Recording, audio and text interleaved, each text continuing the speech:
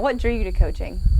What drew me to coach? Well, probably, Anna, the thing that brings everybody to coaching, that when you've grown up playing sports all your life and you can't play anymore, they say you're not good enough to play. You're not good enough to play pro ball. You've been playing all your life. And so you say, what am I going to do? All I've ever done was sports. And he said, well, I might as well go into coaching. And that was it. It was Yes, that sir. simple, you know. It wasn't something that I said I wanted to do when I was 12 years old. It was something that, because I thought I'd play sports forever. I thought I would never quit playing sports because that's all I did all my life. So anyway, that was it. And I had a chance to, long story short, I made a D or maybe an F, I can't remember. But my daddy was pretty strict on grades because he didn't get a high school education. Back then he had to work. And so I was going to play baseball in high school, and he said, nope, you're not playing because you made a bad grade. And about 2 or 3 weeks later, the people in my hometown at the recreation center had to have a coach for some project kids that lived behind the high school. Nobody would coach the project kids, so they were mean little kids. And so my daddy said I could do that. And I coached them for 2 years, and when I was in high school. And that's when I started coaching, and we didn't win a ball game. Where'd you coach them in? What sport? Baseball. Baseball? Didn't win a ball game in 2 years. No? How old were they? They were young. Were 8 to 12. Okay. Yeah, but we did not win a ball game for 2 years, and we went undefeated, but on the wrong side of the ledger. And I went to Panama City for a beach trip one time with some other high school kids, and my buddy coached them, and he won the game when I was gone. So I didn't know if I should be a coach or not. You know. That's funny. So you started off assistant coaching at Alabama, Mm-hmm. and then moved to Virginia Tech. Right. So what moved you to come to Clemson specifically? Well, when I moved to Virginia Tech from Alabama, I really don't quite understand to this day. You know, the good Lord has plans for you, and sometimes you don't understand exactly what they are, but you go ahead and do with a gut feeling or whatever you think is right, with no explanation. But we had beaten Virginia Tech 72-6 that year, and then I went to Virginia Tech. That didn't make a whole lot of sense. Alabama, Chancellor had a great program going to a school that we just beat by 60-something points. Didn't even know where Virginia was, Blacksburg, to tell you the truth. Never been out of the state of Alabama, so. But it was good that I moved, and I got the exposure of the East Coast and of Virginia and New York and everything else, in Pennsylvania and New Jersey, some places that later helped us recruit. So then I stayed there a couple of years, and then I had a chance to come back. And well, my mom and daddy they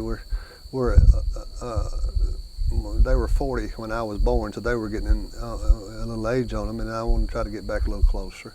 And Coach Pale had moved from Virginia Tech to back here and asked me to come, and I did, and it was just a little bit closer.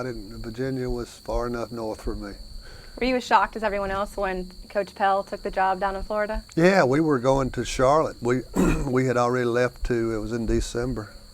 I believe it was in December, because the Shrine Bowl game was going on. There was 3 or 4 of us coaches driving up to Charlotte for the Shrine Bowl to watch them practice. We spent all week up there recruiting. And we just got in, checked in the hotel, and just going to get together with some people and visit with some Clemson people, and got a phone call to turn around and come back home. So we drove up there and drove right back, and then he told everybody, and so we were shocked. Yeah, we wouldn't have made the trip up to Charlotte and back if we had known that something was going on. When that was announced, did you have any idea that you might be named the interim coach? Absolutely not. After we met with Coach Pell, he offered me a job in Florida, and 2 other coaches, and he wasn't going to carry the whole staff, which was surprising. And then after he did that, and I knew I had a job. I knew I had a football job somewhere. It was going to be at the University of Florida. I happened to have the title of assistant head coach. It didn't mean anything because they already had an offensive coordinator. They already had a defensive coordinator. I was an offensive line coach and assistant head coach. And when I left from Alabama, I was paid pretty good money to go to Virginia and Virginia Tech. And probably for the pay scale, they had to give me a title, and they gave me the title of assistant head coach. Now, that doesn't mean I was qualified. We had some other guys more qualified than I to be a head coach. But anyway, after that, we had a meeting, and I told them that I was going to try to get the job if nobody else wanted it, and that was a stupid statement to say because everybody wanted it, But but they said, you know, we made an agreement that we would not fight amongst ourselves, you know, Right. and try to keep everybody together. So they went along with that. The other coaches did, even though, like I say, that Mickey Andrews especially was much more suited to be a head coach than I was. He'd already been a head coach once before, and he was on our staff, so he had more experience. But they did, you know, they took a chance on a young guy. So it's safe to say you were a little bit nervous coaching that Gator Bowl? Oh, Lordy mercy. I'd have jumped out that window before the game if it hadn't been locked and nailed down. It was, yeah, I was.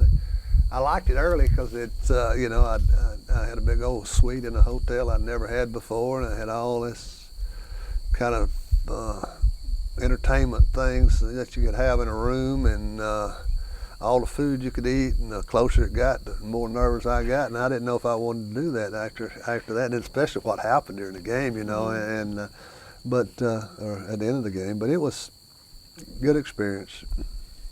And then 1979, 1980, you know, mediocre, still good, okay. Fair. Season. The first year was fair. After I mean, I think we were 7-4, and it was, you know, Peach Bowl, right? first year coaching, and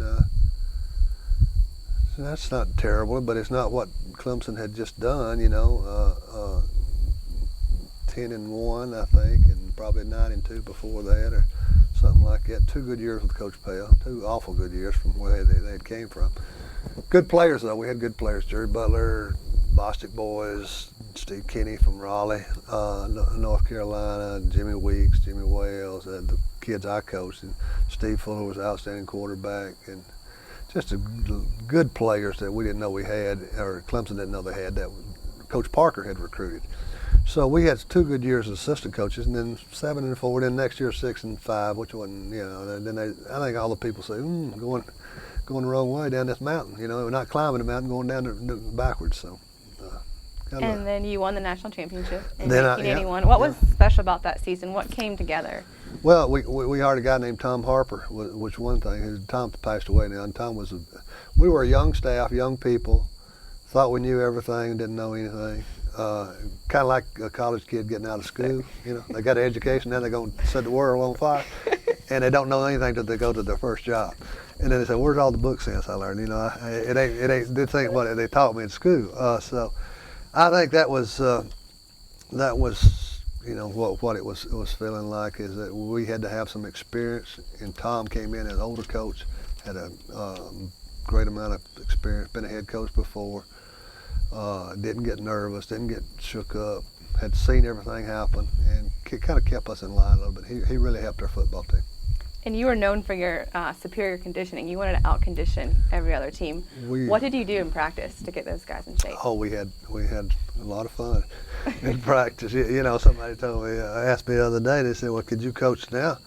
And with the time limit on practice, we never had a time limit on practice. We won't stay out there 4 hours. We'd stay out there 4 hours. And many times I'd start practice. We always would have a 2-hour practice, but sometimes we'd work in 5 minutes, always work in 5-minute segments, and the horn would blow off, and we'd be in period 10, which means we'd been out there for 50 minutes.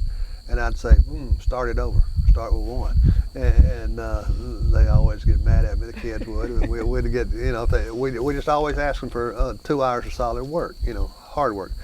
And somebody said, "Well, can you coach now, or could you coach now with a time limit?" You know, yeah, because my 2 hours may be faster than your 2 hours. My 2 hours may be harder than your 2 hours. But we were going to be the best conditioned team we could be, and we were going to be the toughest team we were going to be. That was going. If we were going to have a football team, we were going to have a football team that nobody liked to play. You know, and that was very simple philosophy, that we're going to outwork you, we're going to out-hit you, and Saturday's going to be a day of fun. So what makes a good head coach? Good players. Good. Excellent players and excellent coaches. Easy enough. It's blown out of proportion a lot. You know, when I went to Arkansas, we didn't have good players. They had gone down a lot downhill. They hadn't built facilities to keep up. The coaches I didn't know well that were out there, and it was hard to get my coaches to come because they were all settled, and I had to go with some people I didn't know, and they didn't have the same philosophy as I did. They were good guys, good coaches, but it's just different. And we struggled a long time. We finally got some good players in there, and it helped the program for later. But we didn't reap the benefits of the W's out of it. We had the losses out of it. But we did have good kids coming, and it helped Arkansas in the future. And now it's a great place to go. We get great facilities and good players and all this kind of thing now. But then it wasn't very good. But people over there didn't think I was too smart, and people over here thought I was pretty smart. But you know, it's all to do with players and coaches. Right. Well, when you were at Clemson, what was the 1 or 2 games that you circled on the calendar every year?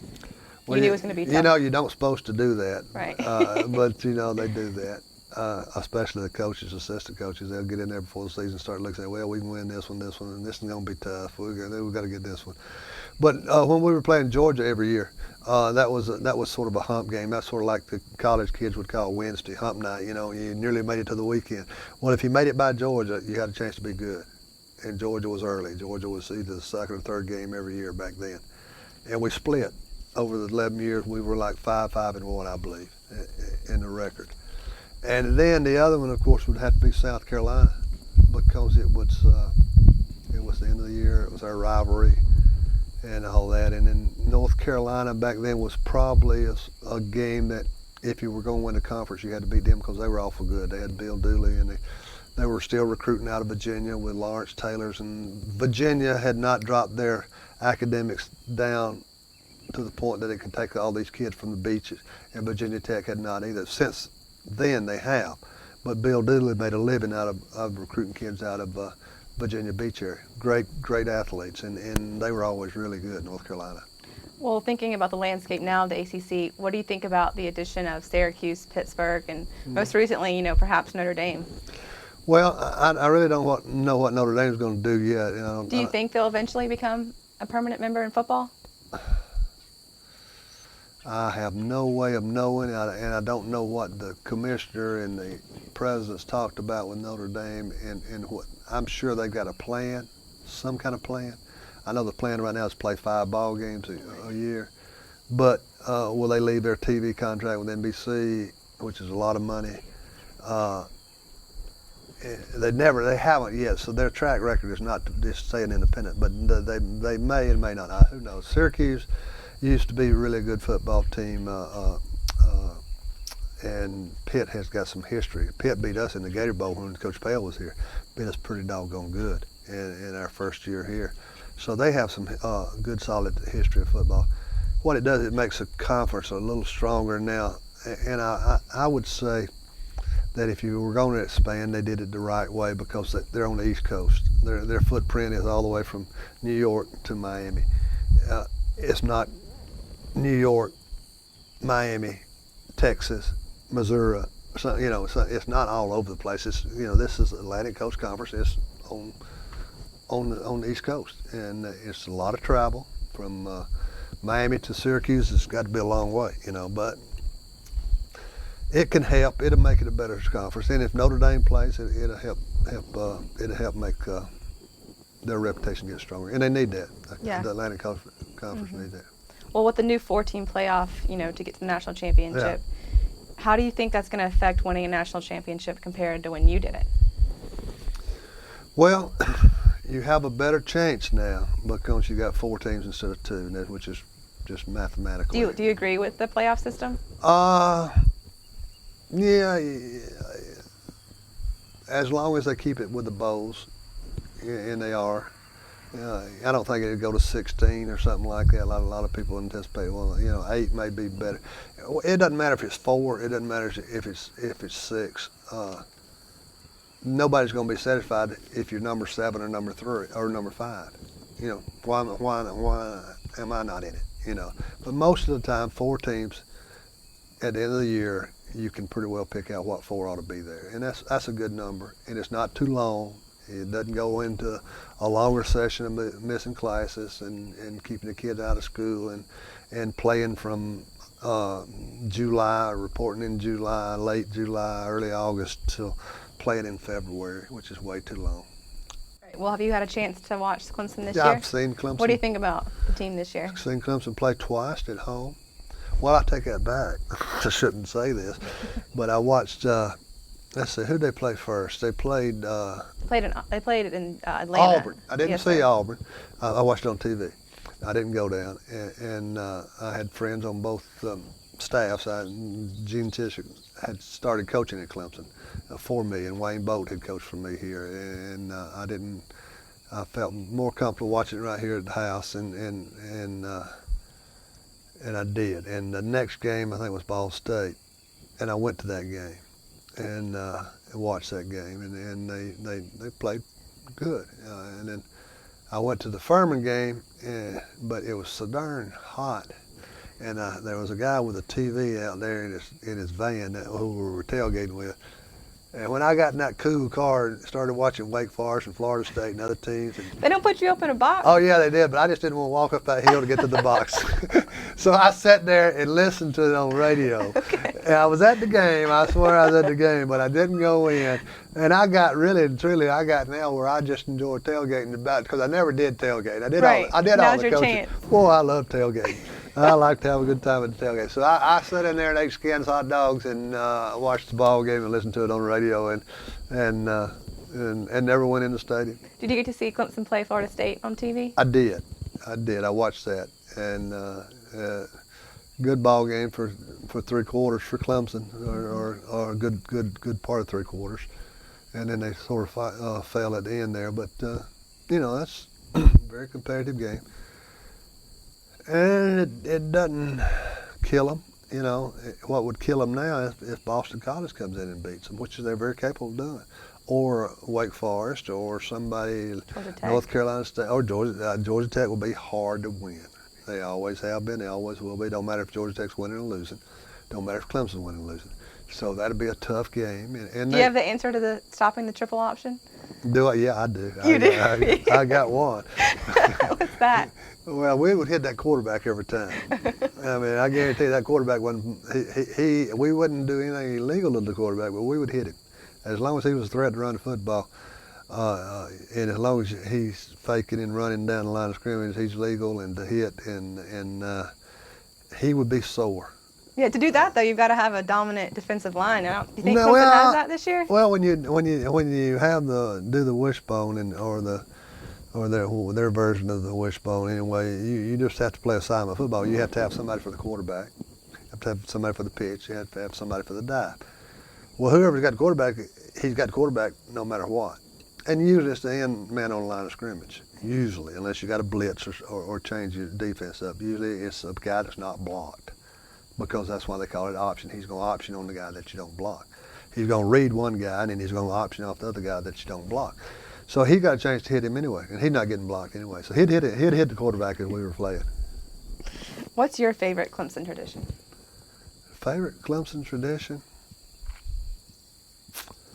Well, since this is a student television station and radio station, I guess you have it. They got a lot of them. Running down the hill certainly was one. Riding around on the bus was one. Pep rallies was always one for me. First Friday parade was always one. I didn't like to go, but I liked to see the kids. I enjoy the students. I think that's what makes Clemson special. They always say, well, Clemson's a special place. Yeah, certainly it is. But what makes them special is not the bricks in the build, and the mortar, and the teachers, and the engineering department, or the science department, or the math department. It's the individual people.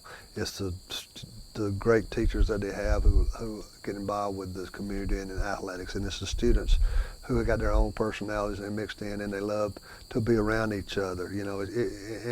We always had a good time with the students. I always thrilled that what they could come. Back then they had the student, the spirit group, and they would come up with some fantastic, like the Bloom game. That was one of the most exciting things you've ever seen. If you've never seen pictures of that, it looked like, and you probably have, when they released and broke the record on releasing the balloons. Yes, sir. How many balloons was that? I don't know, thousands and thousands. But what they did, they had all this gas blowing up, all these bottles of gas blowing these balloons up, and they'd be kids holding hundreds of them around, Well, and I would come out to the farm after the games sometime, and I think it was against Maryland that particular game, God, there was blooms out here all over this place out here, and I'm 8 miles from campus. The blooms just blew everywhere, you know.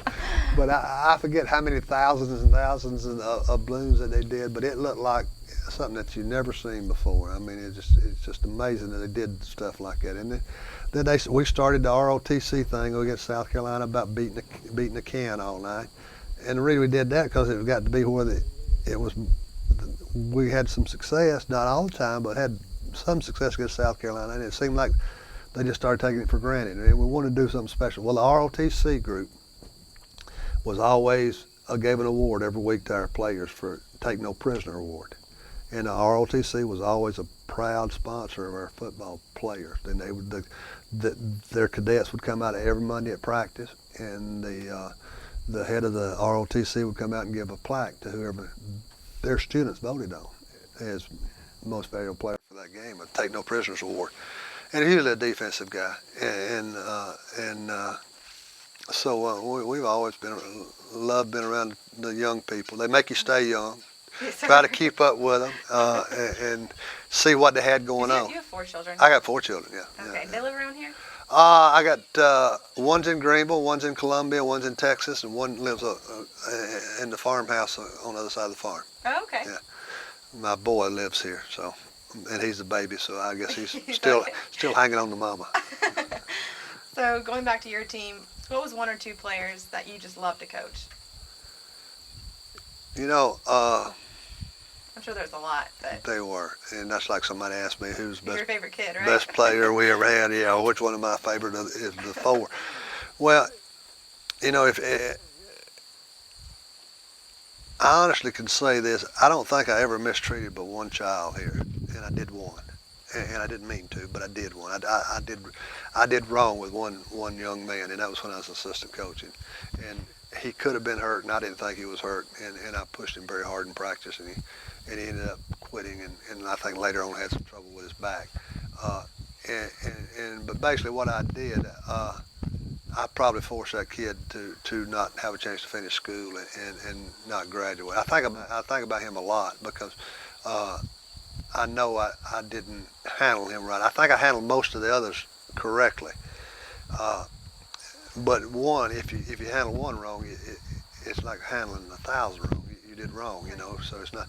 But some of the ones that were my favorite now, or I really get a kick out of just sitting and thinking about, are the ones I had trouble with, and couldn't straighten them out, you know. And I come back and they come back now and they say, well, you're really straight. Well, for example, one time when I was assistant coach, I was sort of in charge of the discipline when somebody got wrong, did something wrong, and we had the dorm where they lived over in Shaletta, or not Shaletta, that was dining hall, but one of the dorms over there. Manning? In the circle, no. Weaver? No. Burns? Shaletta, it was a dorm. That was the cafeteria. Yes, sir. And then the other one was the old girls' dorm. We had ironing boards in it, and shower curtains with women, you know, that women would use in dorms. It was quite an unusual dorm for a men's dorm, but it was not old ladies, but a ladies' dorm at one time. Anyway, we had a dorm, and we caught some kids with beer in the room one time, and. And I was assistant coach, and there's 2 of them, and then one of them was telling the story the other day to me again, and he asked me if I knew this boy, and I said, yeah, I know this boy. He said, he's a mess. I said, yeah, he's still a mess, but he was really a mess. He said, he told me what you did to him one time. I said, well, we did that. And so anyway, he had some buddies down from Pennsylvania. He was from Pennsylvania, New Jersey, and they had beer in the room, and he wasn't drinking it, supposedly. And another kid on our team was in the room with him, and a great player, went on to pros. So I told him, and I said, well, y'all see me Monday, and so we started running. And who were these players? I'd rather not tell you because they're grown men now. I mean, they're so grown, they're in their 50s. Okay. But anyway, what happened is they said, how much are we going to run? I said, well, you're going to run 100 hundreds. And they said, oh, no. And they started laughing like, oh, surely 100 hundreds. We're not going to run 100 hundreds. He ain't going to sit out here and wait on us to run 100 hundreds. We'll be 3 hours, or we'll just take our time and we'll make sure that he'd give up, send us in. Well, no, I didn't. And they got to about 70, and they was counting them and laughing. And it wasn't no sprint. It was just number one. You did something wrong. You're gonna stay and pay for it. I ain't gonna kill you, but you're gonna run 100 hundreds. It may take you 2 minutes to run 100, but you're gonna run 100 of them. And so they did, and they got to about 70, and they quit laughing. And then they got to 80, and then they got to 90, and then they finally finished, and they said, well, we done. I said, oh, no. Oh, well, we won. I said, it didn't say how long. And they did it again next week. And it was, it ain't so funny this week. And they ran them. And then, are we done? I said, no, not yet. And I said, how long are we going to have to run it? He said, till we lose a football game. Of course, y'all done started something good now. It's because we were winning it. Yes, sir. And that year we run about 7 or 8 in a row. And they ended up like the cows I have on this property. They'll walk in the same spot all the time, and they ran on the same spot. So they made a trail up down the practice field that they ran some video on, and they just 2-3 weeks ago, a guy from Seneca was saying, "Do you know this man that lives in Seneca now?" I said, "Yeah, I know him." He said, "He told me you made him run a bunch of hundreds one time." I said, "That's exactly right." Yes, sir. It's true story. Today, though, beer in the dorm room doesn't seem, quite such a big deal to what some of these players are doing these days. Well, that's why I always like dorms. We Right. could check on them. And the kid lives in an apartment now off campus. Mm-hmm. Number one, you don't know who he's living with. You don't know who his roommate is. You don't know how many roommates he's got. You don't know what time he's going to bed. You don't know how he's living off campus. You don't know if he's got anything illegal that he shouldn't have. You don't know if he's got a gun in the dorm and you get in trouble for that. You don't know if he's involved in drugs or selling drugs, involved in drugs or around drugs, which, drugs are on college campuses, and you'd be naive. We had them at Clemson, but when I was here, but we kind of knew where they were. It's like in this community here, I know where they sell them 3 miles from here, and I know what area it is. But I know I ain't gonna be in that area. Right. And in Clemson, it was where you could do bad. It was a small town, but you knew where you could do bad. But your players better not be around that place. But you could nowadays, and back then it was kind of separated a little bit. You had to go Right. to certain places together. Now. I wouldn't be amazed what any of these guys did now. I really wouldn't, because they're young, they're experienced. I had some young kids came not too long ago here. Well, in the last week that camped out here, underage drinking on my place. Did they know this was your place? Yeah. Oh. And I allowed them to, but I didn't allow them to do that. And I was hunting something they had borrowed to build a fire with, and I found some beer bottles, and I knew they wasn't mine because it was the wrong kind, and I didn't appreciate them doing that.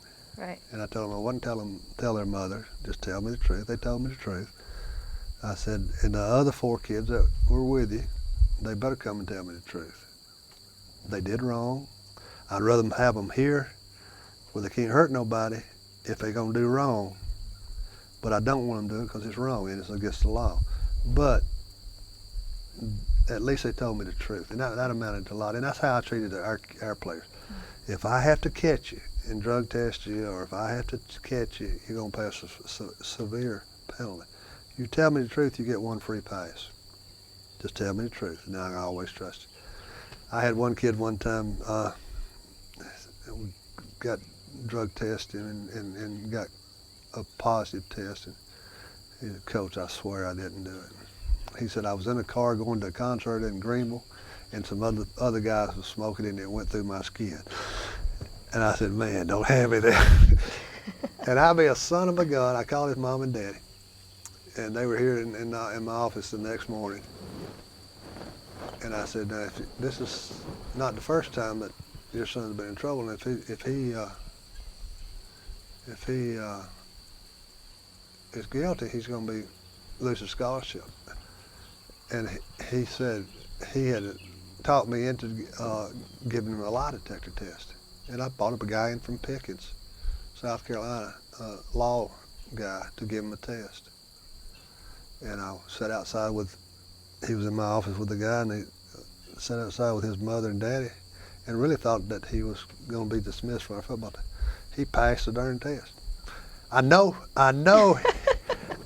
he was probably guilty, but he passed the test, and that's all I could go by. That's all you could ask for. And I don't know what he did or told that man that was in the thing, but I don't believe it. I don't believe that marijuana smoke could go through your skin, and I still don't believe it. Yeah, I don't know. I've never heard that either. It's pores in your skin is what he talked that guy into, I guess.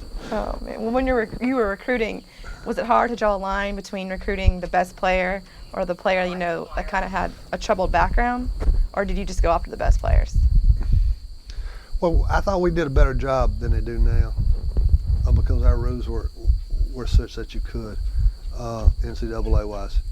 When I was a coach at Alabama, Coach Bryant would always say, you go to the Sunday school teacher, you go to the barber shop, you go to his homeroom teacher, you go to the football coach, you go to his pastor.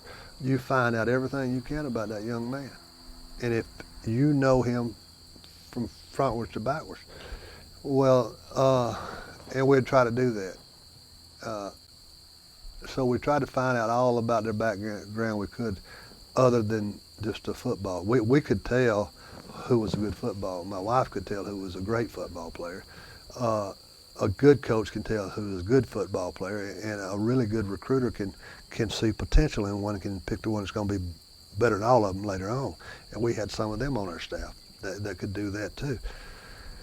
But now they don't allow you the time to go visit with them under the rules like you used to. You can't go out. You can't spend as much time. You can't even spend as much time on campus with these players you already have here. So you don't know them as well as you should, and that's not, that's really that doesn't make a lot of common sense. Yeah, with the way though that college coaches will do anything to get the best players on their campuses, do you think it's okay that they have the rules that there's limited amount of contact during the recruiting stage? Well, there's always ways around it. I mean, if you want to break a rule, you can break a rule. It might be alumnus talking to them. It might be the high school coach that you got and had converted to be a friend of yours and is working on a kid at all time. It might be a guidance counselor. It might be a Clemson math teacher that's teaching at that school, and she's got that student, and he's every day pumping Clemson. There's all kind of ways that's not illegal, but it's probably wrong too. But I just don't know. I don't have the answer, because it's just awful hard to out recruit or outwork people nowadays. You gotta really do double time work. But I don't understand either all the tweeting and all. I don't email and I don't tweet, or whatever you call it. Tweet, yes sir. What is that called? Twitter. Yes, sir. Twitter. I don't do that either. Yeah. So, but they tell me you can talk to them just as much doing that now as you, probably more so than ever. Yes, sir. And email and do all this kind of thing. So I think they got plenty of time to do that.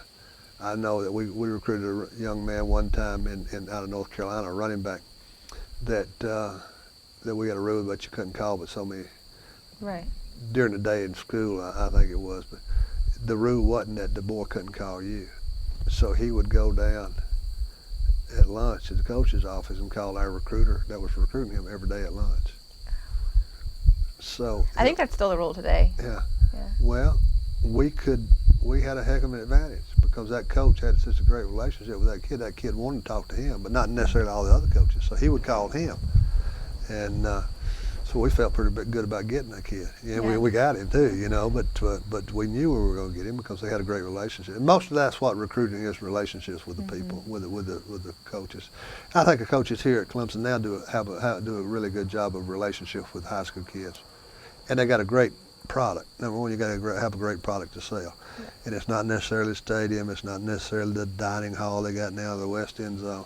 It's the people, and it's the students, and it's the size of campus, and it's the support of IPTAY and all the people that support Clemson.